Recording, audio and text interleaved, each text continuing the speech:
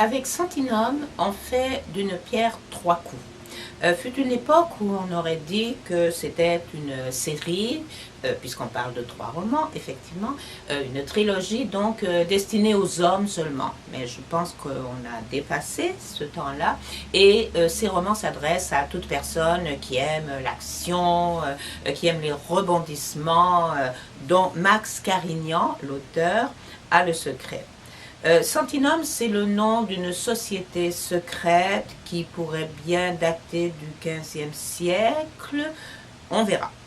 Max Carignan est lui-même un homme d'action. C'est à la fois un grand voyageur, il a été pilote d'hélicoptère, il a appartenu au monde des affaires, il a eu des contacts avec la police, avec l'armée, enfin plus d'une corde à son arc.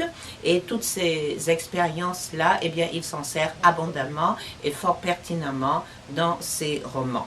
Alors évidemment qu'il y a à la fois de la réalité, bien sûr, c'est son inspiration de base, et aussi de la fiction, car c'est un auteur avec beaucoup d'imagination. Le premier des romans s'intitule Le pouvoir des ténèbres, donc c'est une histoire d'écoute électronique par rapport au gouvernement américain, et on fait la connaissance des deux protagonistes qu'on retrouvera ensuite dans les deux autres romans, Christopher Ross et Alexandra Richard.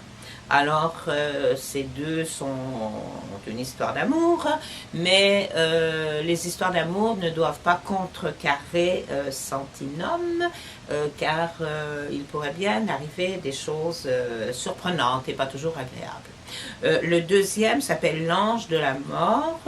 Ça se passe à la fois en Europe et en Amérique. Christopher et Alexandra éprouveront de graves difficultés. Évidemment que Santinum est toujours présente, la société en question, et leur mettra pas mal de bâtons dans les roues. Et le troisième et dernier qui vient de sortir, puisqu'il a commencé en 2007, cette trilogie-là, M. Max Carignan. Ce troisième donc s'intitule Faction, et c'est un suspense international. Qu'arrivera-t-il de Christopher Ross, de son amour? Eh bien, vous le saurez. Il découvrira son pire ennemi, et peut-être que son pire ennemi n'est pas celui auquel on s'attendait. Je veux juste vous lire une citation qui vous donnera l'esprit de la chose.